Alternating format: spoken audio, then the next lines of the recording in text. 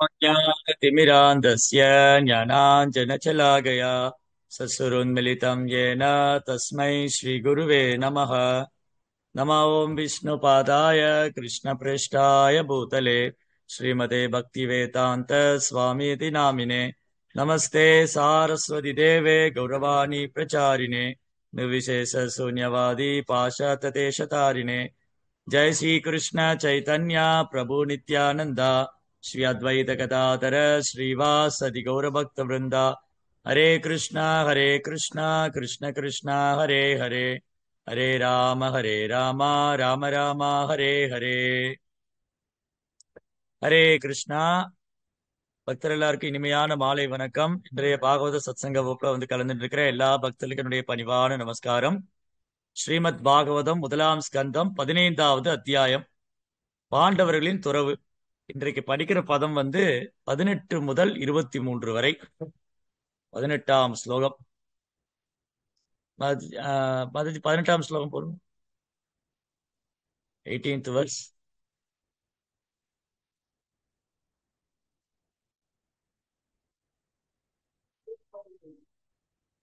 Okay. நர்மாணி உதார ருச்சிரஸ்மித சோபிதானி ஹே பார்த்த ஹே அர்ஜுன சகே குருநந்தனேதி சஞ்சல்பிதானி நரதேவ ஹிருதி சுப்ருஹானி ஸ்மர்தூர் ஸ்ருதந்தி ஹிருதயம் மம மாதவஸ்ய. மொழிபெயர்ப்பு மற்றும் பொருளுரை தெய்வ திரு அபய சரணாரவிந்த பக்திவேதாந்த சுவாமி ஸ்ரீல பிரபுபா ஜெய் ஸ்ரீல பிரபுபா ஸ்ரீ ஜெய். ரைட். அப்போ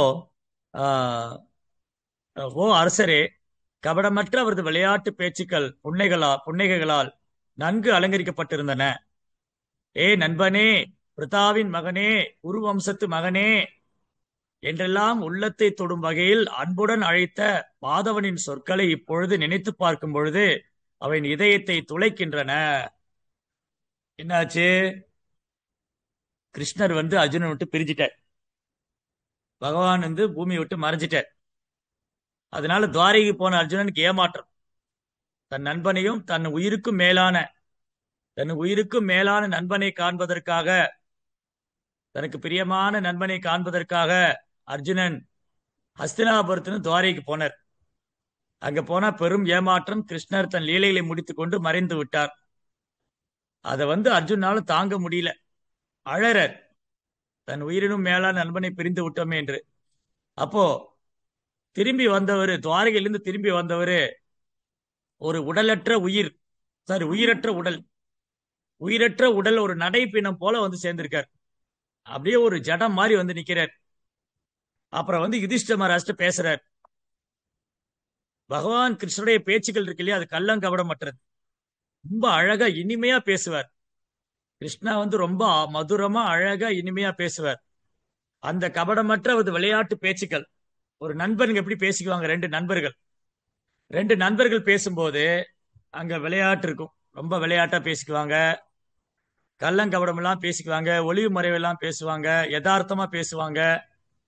ஒரு நண்பர் இன்னொரு நண்பர் வந்து டாமினேட் பண்ணுவாரு. டே உன்னை பத்தி எனக்கு நல்லா தெரியும்டா, நீ யாரு என்ன எல்லாம் நல்லா தெரியும், சும்மா இந்த இதெல்லாம் பண்ணாத அப்படின்னு அவங்களுக்குள்ள ஒரு சகஜமான ஒரு நெருக்கமான உரையாடல் இருக்கும் ரெண்டு நண்பர்கள் பேசிக்கும்போது. அந்த மாதிரி அர்ஜுனன் பகவான் கிருஷ்ணர் இடத்துல நட்பு ரசம், சக்கிய ரசம், நட்பு ரீதியா உறவு கொள்ளணும்னு ஆசைப்பட்டார். அதாவது பகவான் கிருஷ்ணர் வந்து ஏதோ ஒரு உருவமற்ற உயிரற்ற ஒரு ஜட வஸ்துவோ இல்ல ஒளி வடிவமானவரோ இறைவன். பகவான் கிருஷ்ணர் வந்து ஒரு ஒளி வடிவமானவரோ அல்லது ஒரு புள்ளி வடிவமானவரோ அல்லது உணர்வற்றவரோ அல்லது ஒரு ஜோதியோ அல்ல.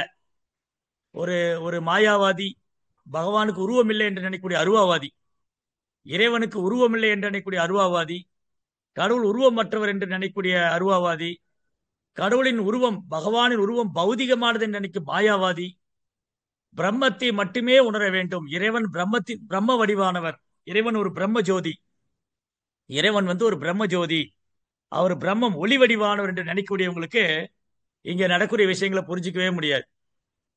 யார் ஒருத்தர் இறைவன் உருவமற்றவர், அவர் அருவமானவர், அவர் ஒரு ஒளி வடிவானவர், அவர் ஒரு ஜோதி வடிவானவர் நினைக்கிறாங்களோ, அந்த மாதிரி நினைக்கிறவங்களுக்கும் இறைவனுக்கும் எந்த ஒரு அன்பு பரிமாற்றம் கிடையாது.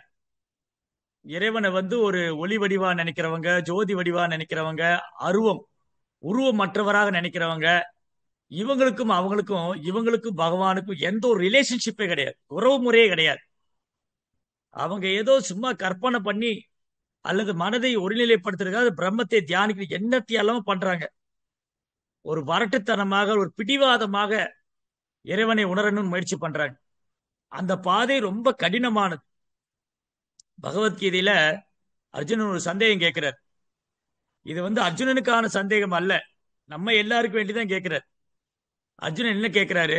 ஓ எம்பெருமானே, கேசவனே, ஓ கிருஷ்ணா, கோவிந்தா, உங்களை உருவத்துல வழிபடுறவங்க இருக்காங்க, உங்களை உருவ வழிபாடு செய்யறவங்க இருக்காங்க, உங்களுடைய தோன்றா உருவம் அருவம், உங்களுடைய அருவத்தன்மை, நீங்க உருவமற்றவர்னு உங்களை தோன்றா உருவத்துல அருவத்துல வழிபடுறவங்க இருக்காங்க. இந்த ரெண்டு பேர்ல யாரு பக்குவமானவங்க? உங்களை உருவ வழிபாடு உருவத்தோடு உங்களுடைய அந்த உருவத்தை வழிபாடு செய்யறவங்க பக்குவமானவங்களா, அல்லது உங்களை தோன்றா உருவல அருவத்துல உங்களை தியானிக்கிறவங்க பக்குவமானவங்களா? யாரு பக்குவமானவங்களா நீங்க நினைக்கிறீங்க? அப்ப பாருங்க, நமக்கு தேவையான கேள்விகள், நமக்கு என்னென்ன சந்தேகம்லாம் இருக்கும், பொதுவாக மக்களுக்கு என்னென்ன சந்தேகம் இருக்குங்கிறதால எல்லா கேள்விகளுக்கும் பகவத்கீதை பாகவதம் பதிலளிக்கும். நம்ம வாழ்க்கையில என்னென்ன கேள்விகள் இருக்குமோ, என்னென்ன சந்தேகம் இருக்குமோ, அது எல்லாத்துக்குமே பகவத்கீதை பாகவதம் தகுந்த பதிலளிக்கும். அப்ப பகவான் சொன்னார், அர்ஜுனா, இந்த ரெண்டு முறையிலுமே என்ன அறிய முயற்சி பண்ணலாம். என்ன தோன்றா உருவத்திலையும் அடைய முயற்சி பண்ணலாம், என்ன இந்த உருவத்திலையும் வழிபாடு செய்யலாம். இந்த ரெண்டு முறையுமே ஏற்றுக்கொள்ளக்கூடியதுதான்.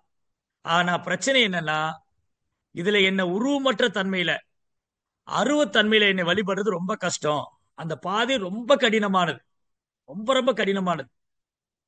ஆனா அதே சமயம் என்னை யார் இந்த உருவத்துல வழிபாடு செய்யறாங்களோ அவங்க ரொம்ப பக்குவமானவங்களா நான் கருதுறேன். இப்ப யாரு புத்திசாலி? இறைவனுடைய தன்மையை வழிபடுற ஒரு புத்திசாலியா, இறைவனை உருவ வழிபாடு செய்யற ஒரு புத்திசாலியா? உருவ வழிபாடு செய்யறவர் தான். ஏன்னா பகவானே சொல்லிட்டார், அந்த பாதை ரொம்ப கடினமானது. கிளேஷோ அதிகரஸ்தேசாம் அவ்யக்தா சக்த சேதசாம் அவ்யக்தாகி கதிர் துக்கம். இப்ப உதாரணத்துக்கு சென்னையில இருந்து பெங்களூர், சென்னையில இருந்து பெங்களூருக்கு அழகான ஒரு பாதை இருக்கும்போது, நல்ல ஒரு 8 வழிச்சாலை போட்டிருக்காங்கன்னு வச்சுக்கோங்களேன். சென்னையில இருந்து பெங்களூர் போறதுக்கு நல்ல அழகான ஒரு 8 வழிச்சாலை வச்சிருக்காங்க. அப்ப நம்ம என்ன பண்ணுவோம்? அந்த வழியா போகணும்னு நினைப்போமா? ரொம்ப சுருக்கமான வழி, சுலபமான வழி, கரடு முரடான பாதை கிடையாது, சமதளமா இருக்கு, வேகமா போய் சேர்ந்துடலாம், குறித்த நேரத்துல போய் சேர்ந்துடலாம், சுகமா போய் சேர்ந்துடலாம், கஷ்டமில்லாம போய் சேர்ந்துடலாம். இப்படி ஒரு பாதை இருக்கு.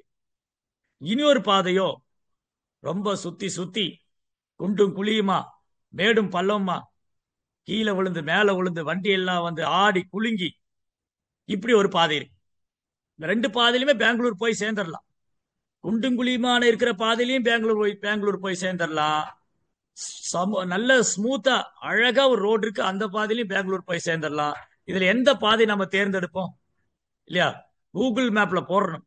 கூகுள் மேப்ல போட்ட உடனே எது ஷார்டஸ்ட் ரூட்டு, எது ரொம்ப சுருக்கமான பாதை, எது ரொம்ப எளிமையான பாதை, எது ரொம்ப டிராபிக் எல்லாம் இருக்காது, எந்த பாதையில டிராபிக் குறைவா இருக்கும், எந்த பாதையில டோல்கேட் அதிகமா இருக்காது, எந்த பாதையில போனா சுலபமா சமூகமா நல்ல சௌகரியமா போய் சேரலாம், அதைத்தான் நம்ம தேர்ந்தெடுப்போம். இல்லைங்க, அதெல்லாம் வேண்டாங்க. எந்த பாதையில என்னங்க, எல்லா பாதையும் ஒண்ணுதாங்க, குண்டும் குழியும் போனாலும் பெங்களூர் போயிடலாங்க அப்படின்னு அந்த பாதையை தேர்ந்தெடுப்போமா? தேர்ந்தெடுக்க மாட்டோம், இல்லையா? சோ அப்படி இருக்கும்போது ஒரு சாதாரணமா ஒரு ஊர்ல இருந்து இன்னொரு ஊருக்கு போறதுக்கே நம்ம ரொம்ப கவனமா எந்த பாதை நல்லா இருக்கும், எந்த பாதையில போனா கஷ்டம் இல்லாம போய் சேரலாம், உடம்பு வலிக்காம போய் சேர்ந்துடலாம், சௌகரியமா போய் சேரலாம், வாகனமும் பழுதடையக்கூடாது, எல்லா விதத்திலையும் சௌகரியம் இருக்கணும், அப்படி ஒரு பாதையை தானே தேர்ந்தெடுக்கிறோம். அதே போலதான் ஆன்மீக பாதையில 3 விதமான பாதையில இறைவனை உணரலாம். ஆன்மீக பாதையில 3 விதமான பாதை இருக்கு.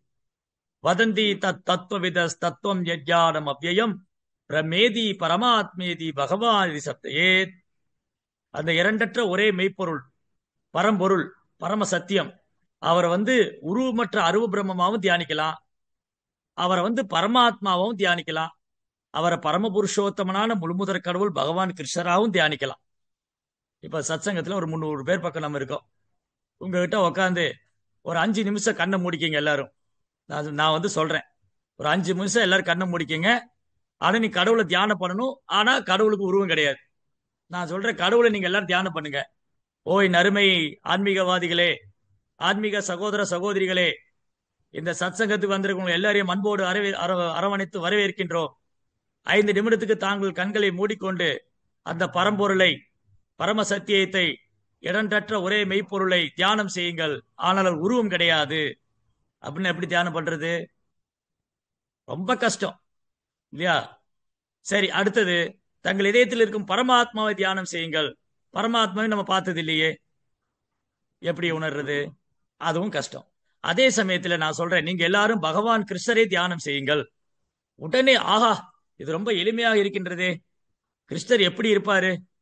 கிருஷ்ணர் எப்படி இருப்பாரு?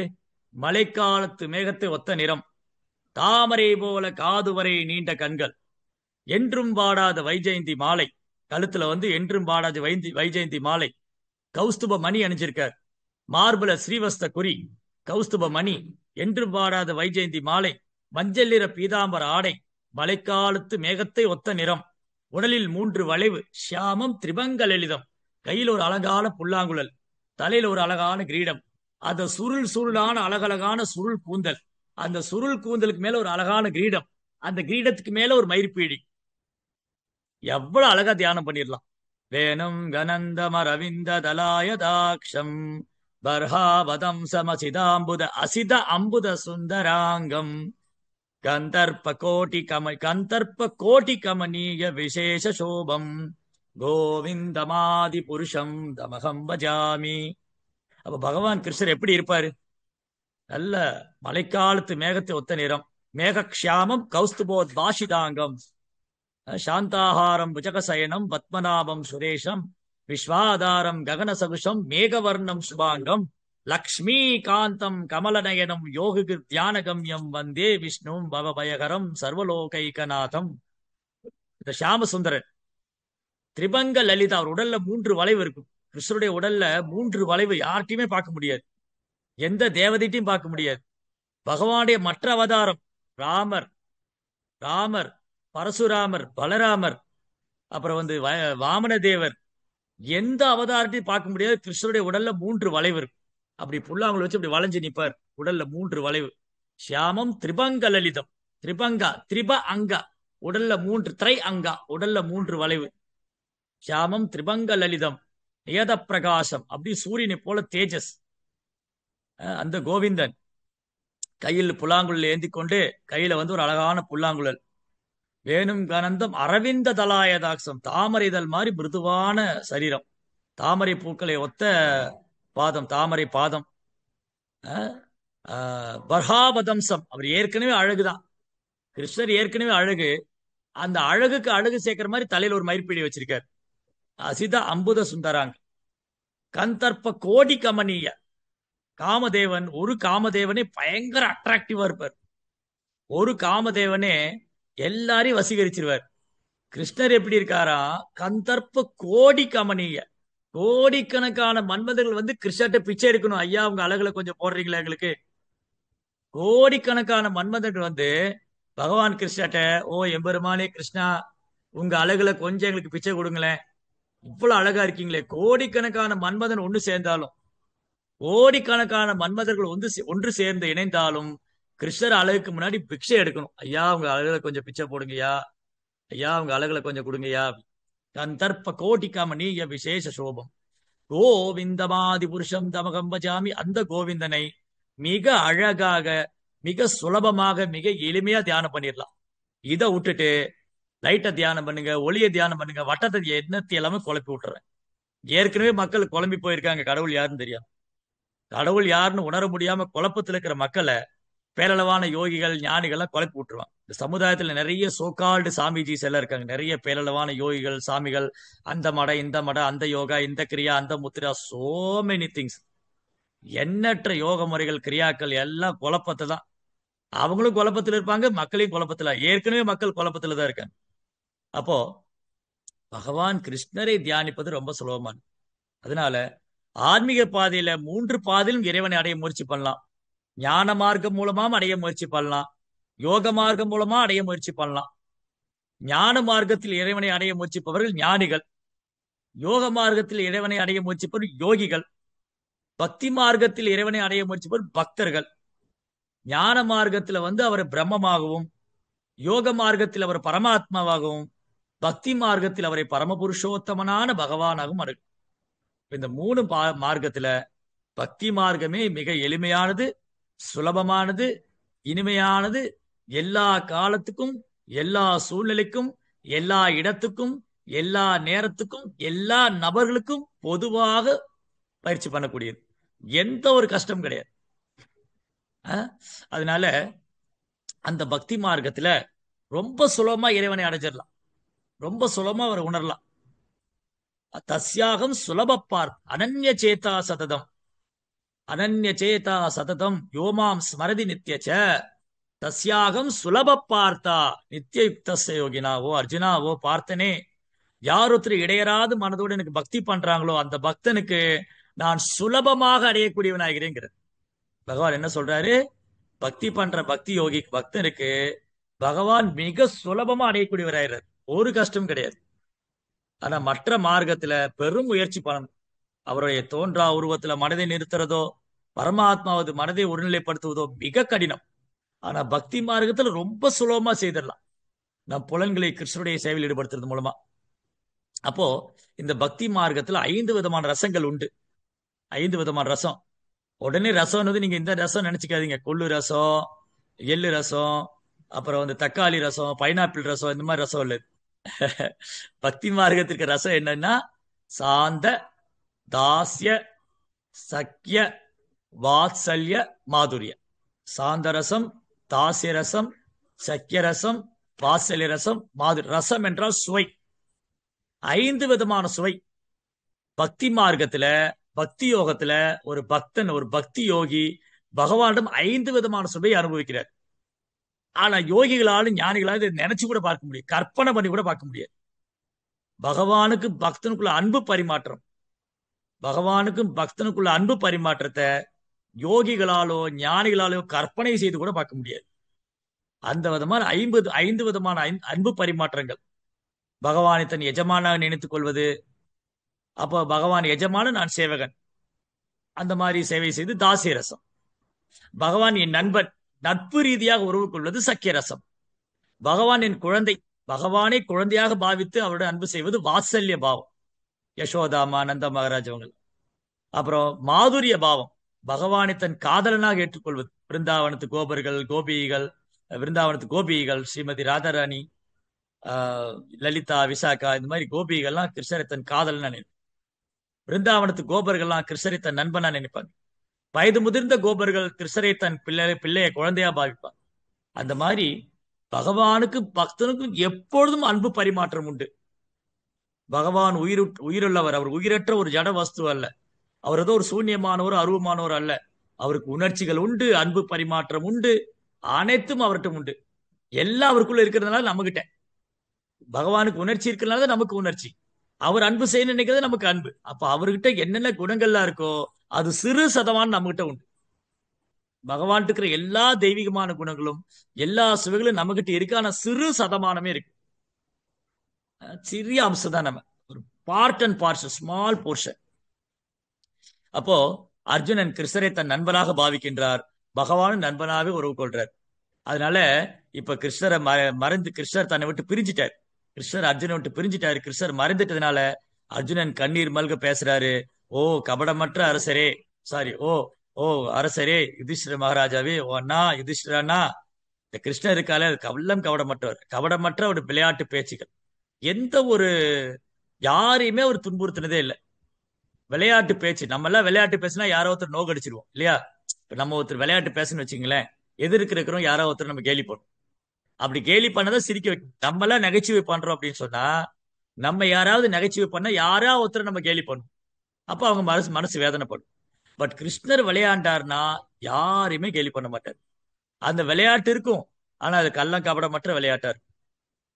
அவர் விளையாட்டு பேசுவார்.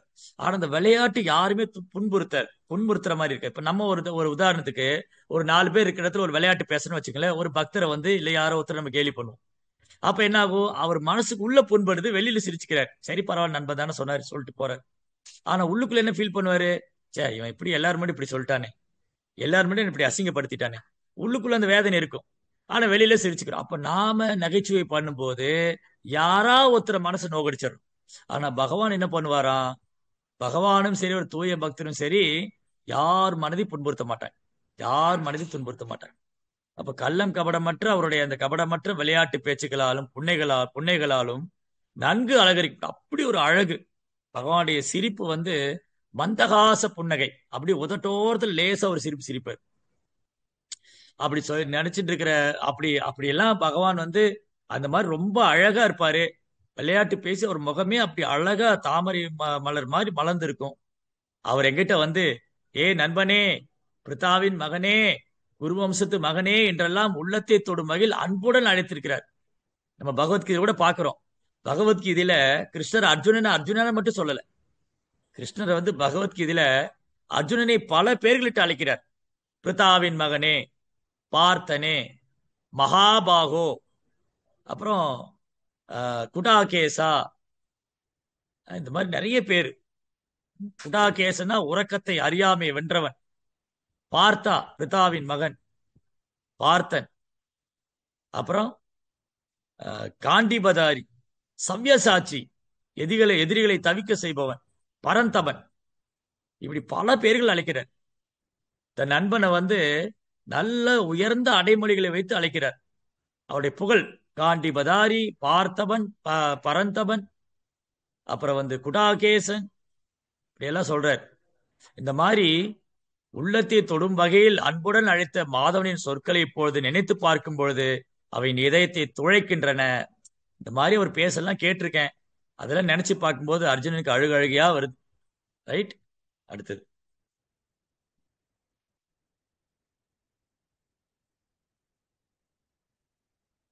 யா சய்யாசனாட விகதத்ன போஜனாதிஷ் ஜகத் ஜக ஐக்கியாத் யவஸ்திய ருதவானிதி விப்ளப்தः சக்யூசகேவ பித்ருவத்தனஸ்ய சர்வம் சேகே மகான் மகிதயா குமதேர் அகம்மே.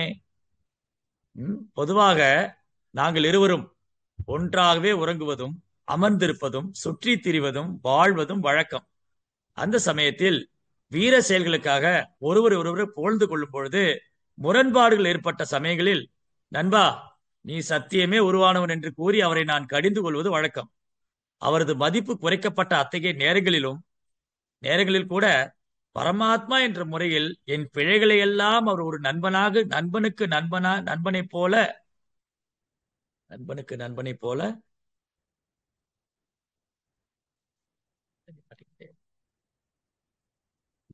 ஒரு நண்பனைப் போல பொறுத்து கொண்டாரா? ஒரு நிமிஷம். 19th verse. பிள்ளைக்கு தகப்பன் போல பொறுத்து கொண்டார். நண்பனை போல, பிள்ளைக்கு தகப்பனை போல. பாத்தீங்களா? அதாவது 2 நண்பர்கள், 2 உயிருக்கு உயிரான நண்பர்கள், உடல் ஓர் உயிர், அப்படி வாழக்கூடிய 2 நண்பர்கள் வந்து பேசிக்கும் போது சபையில ஒரு நண்பர்கள் குழுவிலையோ இல்ல பொது இடத்துலயோ 2 நெருங்கிய நண்பர்கள் பேசுறான்னு வச்சுக்கோங்களேன். திடீர்னு பேசும்போது யாரோ ஒருத்தர் அவமதிப்பார். ஏ, உன்னை பத்தி எனக்கு நல்லா தெரியுண்டா, எவ்வளவு வருஷமா அவங்க கூட இருக்கேன், இது தெரியாத எனக்கு? நீ யாரு, நீ எப்பேற்பட்டவன், எல்லாம் எனக்கு தெரியும். நீ யாரை வேணா ஏமாத்திடலாம், என்ன ஏமாத்தவே முடியாது. நீ எல்லாம் பெரிய சத்தியவான் மாதிரி தான் பேசுவ, அப்படிலாம் சொல்லுவாங்க இல்லையா? அந்த மாதிரி அர்ஜுனனும் கிருஷ்ணரும் மிக நெருங்கிய நண்பர்கள். சில நேரங்களில் அர்ஜுனன் கிருஷ்ணரை வந்து, கிருஷ்ணா, உன்னை பத்தி எனக்கு நல்லாவே தெரியும், என்ன நீ யாரு என்ன எனக்கு தெரியும், இப்படி எல்லாம் பேசியிருக்காரு. இது பகவத்கீதையிலே அர்ஜுனன் சொல்றாரு. இப்ப இங்க பாகவதத்துல சொல்ற மாதிரி பகவத்கீதையிலே அர்ஜுனன் சொல்றாரு, கிருஷ்ணா, நீ யாருன்னு தெரியாம அந்த விஸ்வரூபத்தை பார்த்துட்டு பகவான் அர்ஜுனனுக்கு பிரம்மாண்டமான அந்த விராட ரூப விஸ்வரூபத்தை காமிச்சார். அந்த விஸ்வரூபத்தை பார்த்த உடனே அர்ஜுனன் பிரார்த்தனை பண்றாரு, பயம் வந்து பயந்து போயிட்டாரு. அந்த விஸ்வரூபத்துக்கு ஆயிரம் ஆயிரம் தலைங்க, அந்த ஆயிரம் ஆயிரம் தலையில ஒரு ஒரு ஆயிரம் ஆயிரம் வாய், அது வந்து நெருப்பு கக்குது. அந்த விஸ்வரூபத்துடைய தேஜஸ் வந்து பல ஆபரணங்கள் பல கிரீடங்கள் இருக்கு, அது எல்லா திசையிலும் பிரகாசிக்குது. இதெல்லாம் பார்த்து அர்ஜுனன் பயந்து போய் பிரார்த்தனை பண்றாரு, ஐயோ இவரையா என் நண்பன் நினைச்சேன், இந்த விராட புருஷன் இந்த விஸ்வரூபத்தை இந்த பிரம்மாண்டமான அகிலாண்ட கோடி பிரம்மாண்ட நாயகனையா என் நண்பன் நினைச்சேன், இவரை என் நண்பன் சொல்லிட்டு ஹே கிருஷ்ணா ஹே யாதவா ஹே சகித் ஹே கிருஷ்ணனே யாதவனே நண்பனே எல்லாம் கூப்பிட்டுருக்கேன்.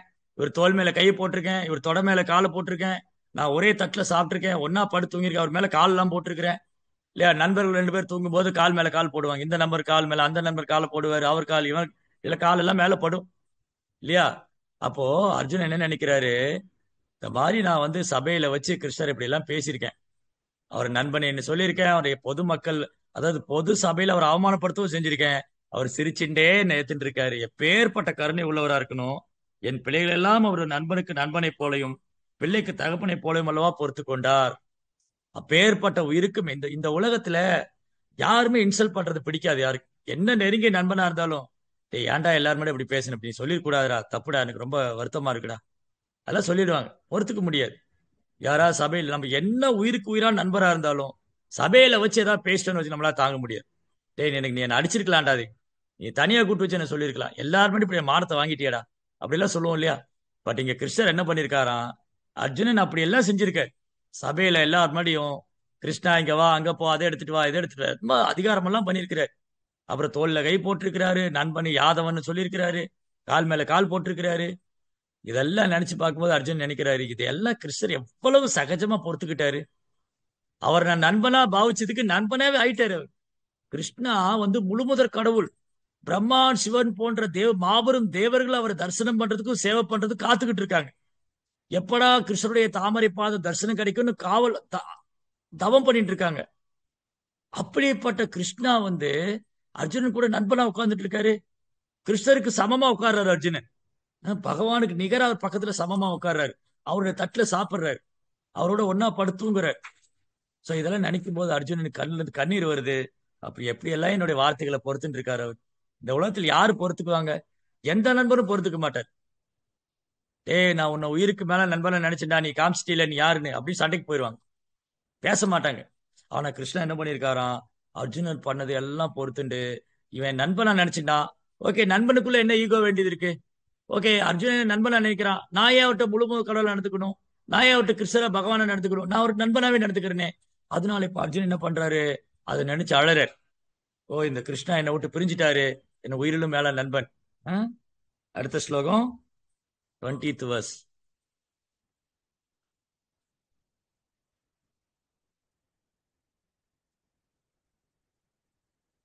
சாகம் நிருபேந்திர ரகிதः புருஷோத்தமேன சக்யா பிரயேண சுகிருதா ஹிருதயேன சூன்யः அத்வனி உருக்ரம பரிக்கிரகம் அங்கரக்ஷன் கோபைர் அசத்பீர் அபலேவ வினிர்ஜிதோஸ்மி. ஓ அரச பெருமானே, எனது நண்பரும் என் நலனில் பெரும் அக்கறை கொண்டவருமான பரமபுருஷனிடமிருந்து இப்பொழுது நான் பிரிக்கப்பட்டு விட்டேன், எனவே என் இதயமே சூன்யமாகிவிட்டது போல காணப்படுகிறது. கிருஷ்ணருடைய எல்லா மனைவிகளின் உடல்களையும் நான் காப்பாற்றி வருகையில் அவர் இல்லாத சமயத்தில் துஷ்டர்களான சிலர் இடையர்களால் நான் வெல்லப்பட்டு விட்டேன். யாராலும் வெல்ல முடியாத காண்டிபதாரி அர்ஜுனனுக்கு வந்து பரந்தபன் பேர், எதிரிகளை தவிக்க செய்பவன், சவ்யசாச்சி, உடாகேசன், இந்த மாதிரி அற்புதமான ஆற்றல் படைத்தவர், சிவபெருமானுக்கு நிகராக யுத்தம் செய்யக்கூடியவர். சிவபெருமானே அவர் வில்வத்தையை கண்டு பெரும் ஆச்சரியப்பட்டு ஆசீர்வதித்தார். அப்பேற்பட்ட அர்ஜுனன் காண்டிபதாரி, அர்ஜுனனின் காண்டிபத்திலிருந்து புறப்பட்ட அம்பு வந்து தன் குறிய தவறுனதே இல்லை. அர்ஜுனுடைய காண்டிபத்திலிருந்து புறப்பட்ட அம்பு வந்து தன் குறிய தவறுனதே இல்லை. காண்டிபம் எடுத்த அர்ஜுனன் வெற்றிக்கு விஜயன். எத்திர யோகேஸ்வர கிருஷ்ணா எத்திர பார்த்தரோ தனுர்தரா தத்ர சீர் விஜயோ போது திருவானீதிர் மதிர்மம. எங்க யோகியின் அரசனான எல்லா யோகத்துக்கும் அரசரான யோகேஸ்வரனான கிருஷ்ணர் இருக்காரோ எங்கு உன்னத வில்லாளியான அர்ஜுனன் இருக்காரோ அங்க செல்வம், வெற்றி, அசாதாரணமான வலிமை இருக்குங்கிறது சஞ்சயனுடைய அபிப்பிராயம். அதாவது திருதராஷா, நீ கனவு காணாத உன் பசங்க ஜெயிப்பாங்கன்னு, அந்த பக்கம் கிருஷ்ணர் அர்ஜுன் இருக்கிறாங்க, அவங்க தான் ஜெயிக்க போறாங்க அப்படின்னு மறைமுகமா சொல்றாரு. அப்பேற்பட்ட அர்ஜுனன் யாராலும் வெல்ல முடியாதவன். அப்பேற்பட்ட அர்ஜுனன் காண்டிபதாரி என்ன ஃபீல் பண்றாரு? ஓ எம்பெரும் ஓ ஓ அரச பெருமானே, எனது நண்பரும் என் நலனில் பெரும் அக்கறை கொண்டவருமான பரமபுருஷரிலிருந்து இப்பொழுது நான் பிரிக்கப்பட்டு விட்டேன். எனவே என் இதயமே சூன்யமாகி விட்டது போல காணப்படுகிறது. எந்த அர்ஜுனனை யாராலும் ஜெயிக்க முடியாதோ அந்த அர்ஜுனனை ஒரு இடையர்கள் தோல்கடிச்சு அர்ஜுனுடைய பாதுகாப்புல இருந்து கிருஷ்ணனுடைய மனைவிகளை கடத்திட்டு போயிட்டாங்க. அர்ஜுனுடைய பாதுகாப்புல இருந்த பகவான் கிருஷ்ணர் மறைந்ததுக்கு அப்புறம், துவாரகையில கிருஷ்ண பகவான் மறைந்ததுக்கு அப்புறம் அர்ஜுனுடைய பாதுகாப்புல இருந்த கிருஷ்ணனுடைய மனைவிகளை இடையர்கள் கடத்திட்டு போயிட்டாங்க. இது எப்படி சாத்தியமாச்சு? இது எப்படி முடியும்? அப்போ நம்முடைய பூர்வாச்சாரியர், நமது பிரம்ம மாத்துவ கௌடிய வைஷ்ணவ சம்பிரதாயத்துடைய பூர்வாச்சாரியர் ஒருவர் விஸ்வநாத சக்கரவர்த்தி தாக்கூர். ஸ்ரீல பிரபுபாதர் இந்த ஸ்லோகத்துடைய பொருள் உரையில விஸ்வநாத சக்கரவர்த்தி தாக்கூர் இந்த லீலையை எப்படி நமக்கு சொல்லிக் கொடுக்கிறாரு, எப்படி இதை புரிஞ்சுக்கணும். முதலாவது, அர்ஜுனனை யாராலும் வெல்ல முடியாது. யாராலும் வெல்ல முடியாத அர்ஜுனன் எப்படி ஒரு இடையர்களால வெல்ல முடிஞ்சது? கிருஷ்ணருடைய மனைவிகள்லாம் லட்சுமி தேவிகள், அவங்க எப்படி கிருஷ்ணர் இருந்து பிரிய முடிஞ்சது? எப்படி அவங்கள ஒரு சாதாரண இடையர்கள் கடத்திட்டு போக முடியும்? இதுக்கு பின்னாடி உள்ள அற்புதமா லீலை என்ன, இதுக்கு பின்னாடி உள்ள ரகசியம் என்னன்னு ரொம்ப அழகா விஸ்வநாத் சக்கர தாக்கூர் சொல்றாரு.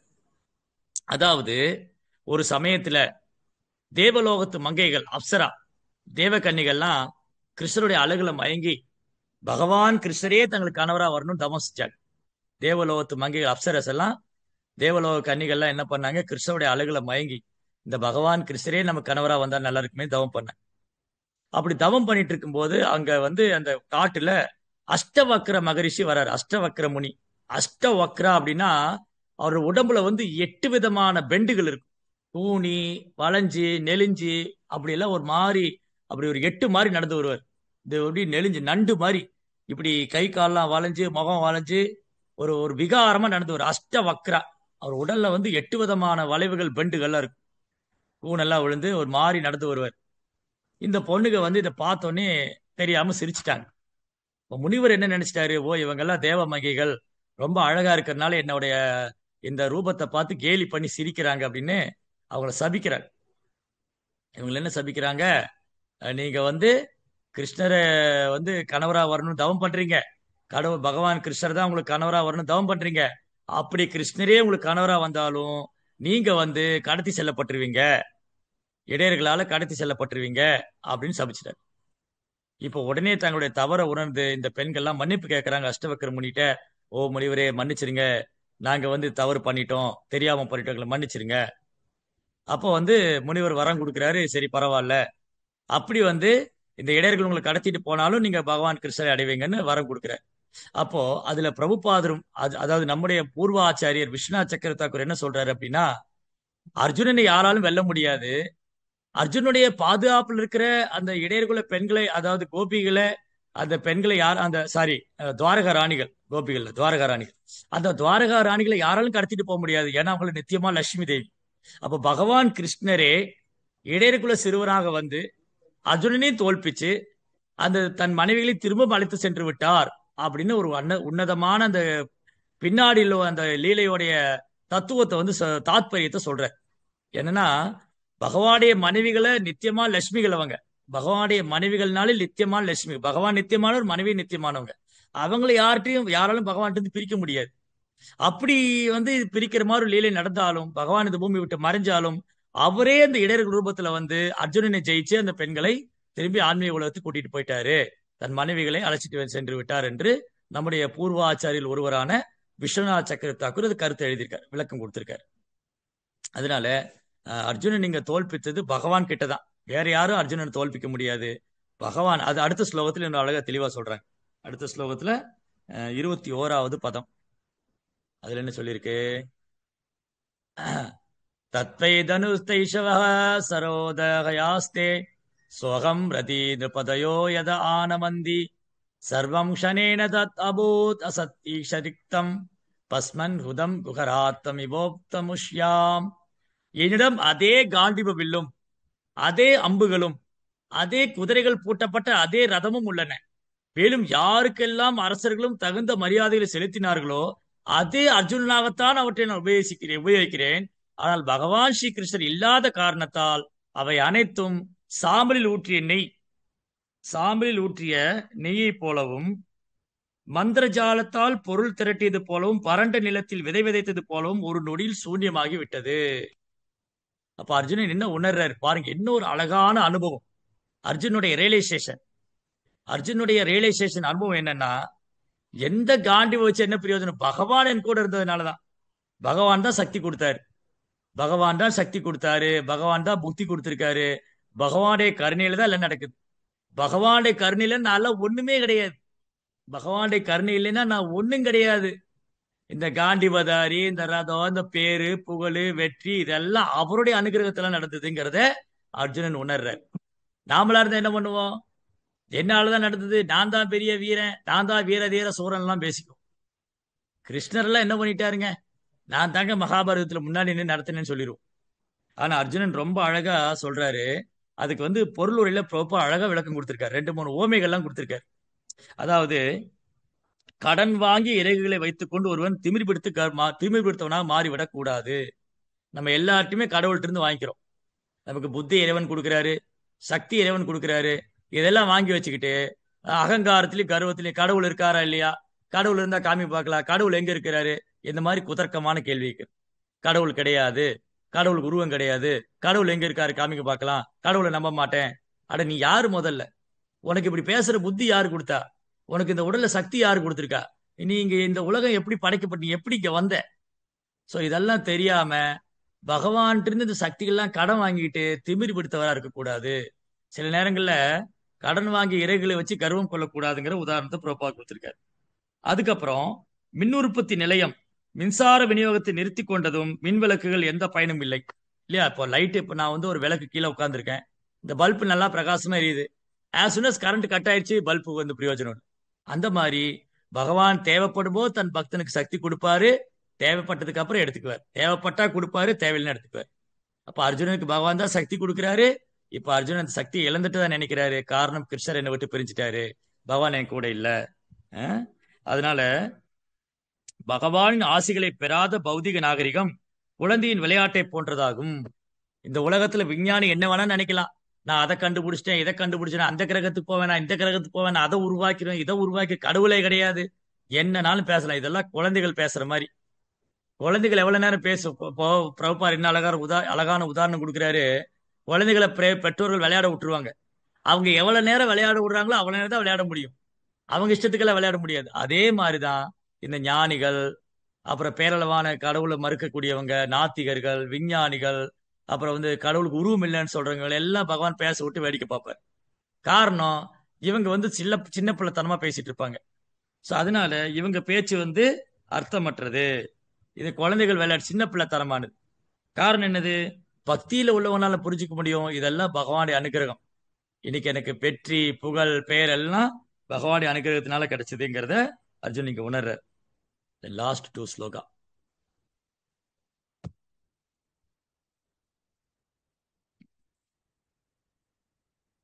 ராஜம் त्वयानुपृष्टानां सुहृदां न सुहृत्पुरे विप्रस्साभ विमूढानां निघ्नतां मुष्टिभिर्मितः वारिणीं मदिरां पीत्वा मदोन्मदितश्चेदसाम् अजानताम् इवान्योन्यं सदु பஞ்சாவயேஷிதா. ஓ அரசரே, துவாரகாபுரியில் உள்ள நமது நண்பர்களை பற்றியும் உறவினர்கள் பற்றியும் நீங்கள் விசாரித்ததால் அவர்கள் அனைவரும் பிராமணர்களால் சபிக்கப்பட்டனர் என்பதை தெரிவித்துக் கொள்கிறேன். இதன் விளைவாக புளிக்க வைத்த சாதத்தால் செய்யப்பட்ட மதுபானத்தால் மதிமயங்கி ஒருவர் அறியாமலேயே தங்களுக்கு இடையில் தடிகளால் அடித்துக்கொண்டு மாண்டு போயினர். இப்பொழுது 4-5 பேர்களே எஞ்சி இருக்கின்றனர். இதுக்கு பின்னாடி ரொம்ப அற்புதமான தத்துவம் இருக்கு. எதனால இந்த துவாரகாபுரியில் இப்படி நடந்தது? சாம்பன் கிருஷ்ணனுடைய விளையாட்டு குழந்தை, விளையாட்டு குறும்புக்கார பையன். இந்த கிருஷ்ணனுடைய பசங்களை என்ன பண்ணாங்க, சாம்பனுக்கு ஒரு பொம்பளை வேஷம் போட்டு, லேடி கெட்ட போட்டு பொம்பளை வேஷம் போட்டு விட்டு, கர்ப்பவதி மாதிரி வயிற்றுல துணியெல்லாம் சுத்திட்டு அந்த துவாரகையில யாகம் பண்ண பிராமணர்கிட்ட எல்லாம் போய் இந்த பொண்ணுக்கு என்ன குழந்தை பிறக்குன்னு சொல்லுங்க. ஓ பிராமணர்களே, நீங்க எல்லாம் தவம் செய்யறவங்க, முக்கால அறிஞ்சவங்க, அவங்கள போய் கேலி பண்ணாங்க. இந்த பொண்ணுக்கு என்ன குழந்தை பிறக்குன்னு சொல்லுங்க. ஓஹோ, நீங்க எல்லாம் கிருஷ்ணருடைய நண்பர்கள், உறவினர்கள், பேர பிள்ளைங்க, பிள்ளைங்கனாலும் கர்வம் வந்துச்சு உங்களுக்கு, எங்களை கேலியா பண்றீங்க, இருங்க இருங்க அப்படின்னு சொல்லி அவங்க என்ன பண்ணாங்க, இரும்பு உலக்க தான் இந்த பொண்ணு குழந்தையா வரும்னு சபிச்சிட்டாங்க. அப்புறம் போய் உக்ரசேனராஜட்ட ஓடி போய் அந்த இரும்பு உலக்க குழந்தையா வந்து அதை கொண்டு போய் பிரபா கஷேத்திரத்தை கரைச்சி அதை சமுத்திரத்துல போய் கரைஞ்சி அது சிறு சிறு துரும்புகளா கரையில வந்து கரும்பு மாதிரி ஒரு இரும்பு துண்டு இருக்கு. அதை எடுத்து இந்த பழைய சாதம், இந்த பழைய சாதம் வந்து ஒரு மாதிரி போதை தரும். எவ்வளவு பேருக்கு அந்த அனுபவம் இருக்குன்னு தெரியாது. தயிர் சாதம் பழைய சாதம் சாப்பிட்டா தூக்கமா வரும். அதுவும் காலங்காத்தால பழைய சாதம் சாப்பிட்டோம், அவ்வளவுதான், அப்படியே ஆடிக்கிட்டே இருக்க வேண்டியதுதான். அந்த மாதிரி பழைய சாதம், புளிப்பு நிறைந்த பழைய சாதம், அதுல சேர்த்து வச்ச தண்ணி எல்லாம் குடிச்சு அதுல மதி மயங்கி ஒருவர் அடித்து கொண்டு தாக்கி கொண்டு, டேய் இவன் தாண்டா காரணம், டேய் அவன் தாண்டா காரணம், ரெண்டு பேர் சண்டை போட்டு இந்த கூட்டத்துக்கு மத்தியில கிருஷ்ண பலராமட்ட வந்து எல்லாத்துக்கும் இந்த கிருஷ்ணர் பலராம தான் காரணம், அவங்கள தாக்க வந்து பெரும் யுத்தமானது. கிருஷ்ணரும் பலராமரும் எல்லாத்தையும் வந்து அந்த கம்பு எடுத்து விரட்டி அடிச்சாங்க. ஸோ அந்த மாதிரி யாராவது அறியாமையில தெரியாமல கூட வைஷ்ணவருக்கு அபராதம் செய்து விட்டால் தன் சொந்த குடும்ப அங்கத்தினராக இருந்தாலும் பகவான் மன்னிக்க மாட்டார். இது எதுக்கெல்லாம் வந்து பகவானுடைய உலகத்திலிருந்து லீலை செய்ய வந்தவங்க, திரும்பி பகவான் அவங்களை அழைச்சிட்டு போற தேவர்கள் தான் எதுக்கெல்லாம் இங்க தோன்றுனாங்க, திரும்பி தேவர்களை அவங்க உலகத்துக்கு அனுப்பணும். அது மூலமா நமக்கு ஒரு பாடம் கொடுக்கணும். என் எக்காரணத்தை கொண்டும் எந்த சூழலையும் பகவானது பக்தர்களுக்கு துன்பம் விளைவித்து குற்றம் விளைவித்து கூட கூடாது. பக்தர்கிட்ட குற்றம் காணக்கூடாது, குறை சொல்லக்கூடாது, அவதூறு பேசக்கூடாது, கேலி செய்யக்கூடாது. அப்படி ஒருவர் செய்வாரேயானால் என் சொந்த குடும்ப அங்கத்தினரானால் நான் மன்னிக்க மாட்டேன். வைஷ்ணவ அபராதம் செய்து விட்டால் சொந்த குடும்ப அங்கத்தினராலும் மன்னிக்க மாட்டேன் பகவான் லீலை மூலமா காமிச்சார். இதெல்லாம் அர்ஜுனன் நினைச்சு பாக்குறார். எல்லாம் இந்த பகவான் என் கூட இருந்தாரு, அவர் மறைஞ்சதுக்கு அப்புறம் இப்படி எல்லாம் நடந்துருச்சு, இந்த எது வம்சமே எல்லாம் வந்து ஒருத்தர் சண்டை போட்டு உடலை விட்டுட்டாங்க அப்படிங்கிற செய்திய அர்ஜுன் யுதிஷ்டிர மகாராஜ்ட்ட சொல்றார். ஸோ அழகான செய்தி. நம்ம என்றைக்கும் பக்தர்கிட்ட குற்றம் காணக்கூடாது, குறை கண்டுபிடிக்க கூடாது, அன்பாக நடந்து கொள்ள வேண்டும். எப்போதும் அர்ஜுனனை போல பகவானை நினைத்துக் கொண்டே இருக்க வேண்டும். அர்ஜுனனை போல பகவானை நினைத்துக் கொண்டிருக்க வேண்டுமானால் ஹரே கிருஷ்ணா கிருஷ்ண கிருஷ்ணா ஹரே ஹரே, ஹரே ராம ராம ராம ஹரே ஹரே. எப்போதும் பகவான் திருநாமத்தை ஜபம் செய்து அவரது கருணையை வேண்டி பிரார்த்திக்க வேண்டும். ஹரே கிருஷ்ணா. வீரேந்திரா ஸ்ரீமத் பாகவதம் கி ஜெய், ஸ்ரீல பிரபுபாத் கி ஜெய். ஓகே, உங்களுக்கு ஏதாவது கேள்விகள் சந்தேகம் இருந்தா கேட்கலாம், உங்க கருத்துக்கள் எதா இருந்தாலும் சொல்லலாம்.